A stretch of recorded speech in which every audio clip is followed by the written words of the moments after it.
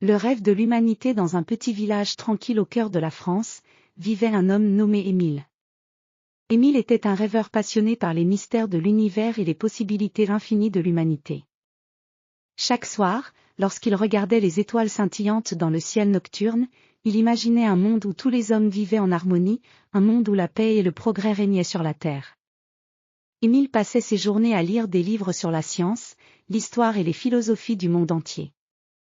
Son atelier, un endroit modeste mais rempli de livres, de cartes anciennes et de croquis, était son refuge. C'était là qu'il créait ses plans et ses inventions, espérant qu'un jour il pourrait contribuer à réaliser son rêve.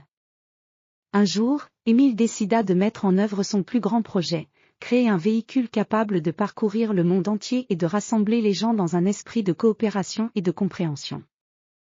Il appela cette machine, le voyageur de l'humanité. Ce véhicule devait être un chef-d'œuvre de technologie et de design, un symbole de l'unité et du progrès humain.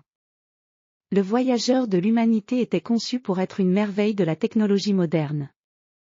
Il avait une forme aérodynamique, une coque en acier renforcé et des moteurs puissants capables de le propulser à grande vitesse.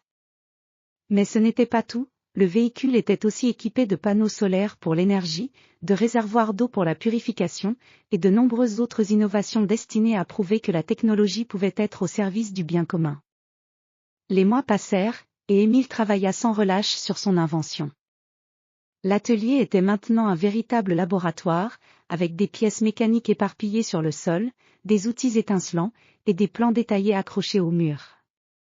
Émile était entouré de l'énergie de son projet, chaque jour apportant des avancées nouvelles et excitantes. Enfin, après un an de travail intense, le voyageur de l'humanité était prêt. Le village entier se rassembla pour voir la grande révélation. Les habitants étaient curieux et enthousiastes, se demandant ce que ce rêveur pouvait bien avoir créé. Émile, vêtu d'un costume élégant, fit un dernier contrôle sur le véhicule avant de le présenter à la foule. Le voyageur de l'humanité se tenait fièrement, brillant sous le soleil du matin. Il avait des lignes élégantes et une allure futuriste, mais ce qui le rendait vraiment spécial était son message. Émile monta à bord du véhicule et expliqua son rêve aux habitants. Il voulait voyager à travers le monde, rencontrer des gens de différentes cultures, et promouvoir la paix et la compréhension. Le premier voyage du voyageur de l'humanité fut une aventure incroyable. Émile parcourut les routes de la France, traversa les Alpes, et continua son voyage à travers l'Europe. À chaque étape, il rencontrait des personnes fascinantes, apprenait sur leur vie et leurs traditions, et partageait ses propres idées sur la paix et la coopération. Les gens qu'Émile rencontrait étaient impressionnés par son véhicule et son message. Dans chaque ville, Émile organisait des réunions où il discutait des grands défis de l'humanité et des moyens de les surmonter ensemble. Le voyageur de l'humanité devenait un symbole d'espoir et de solidarité, et le rêve d'Émile se répandait comme une vague d'inspiration. Un jour, alors qu'il traversait les vastes plaines de Russie, Émile fit une rencontre inattendue. Un groupe de scientifiques et d'inventeurs l'invita à leur centre de recherche pour partager ses idées. Là, il découvrit des projets fascinants sur les énergies renouvelables, les technologies propres, et la communication mondiale. Cette rencontre enrichit encore plus son rêve, lui montrant que la collaboration internationale pouvait transformer des idées ambitieuses en réalité. Le voyage se poursuivit à travers les continents, chaque pays offrant des découvertes nouvelles et des expériences enrichissantes. Émile découvrit des merveilles de la nature, des innovations humaines et des cultures diversifiées. Son voyage démontrait que, malgré les différences, les gens partageaient des valeurs communes et un désir d'améliorer le monde. Après des années de voyage, Émile retourna finalement dans son village natal. Le voyageur de l'humanité était maintenant une légende vivante, ayant parcouru le globe et laissé une empreinte durable sur les esprits et les cœurs des personnes qu'il avait rencontrées.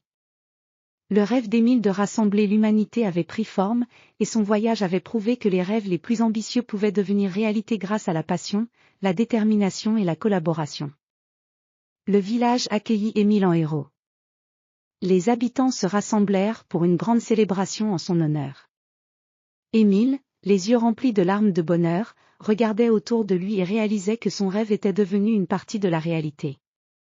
Il avait prouvé que le pouvoir de l'imagination et de la technologie pouvait unir les gens et transformer le monde pour le mieux. Le voyageur de l'humanité était plus qu'un simple véhicule, il était le symbole d'un rêve partagé, d'une quête commune pour la paix et la prospérité. Et ainsi, le rêve d'Émile continua de vivre, inspirant les générations futures à croire en la possibilité d'un monde meilleur, un monde où l'humanité pouvait réaliser ses rêves les plus grands grâce à l'innovation et à la solidarité.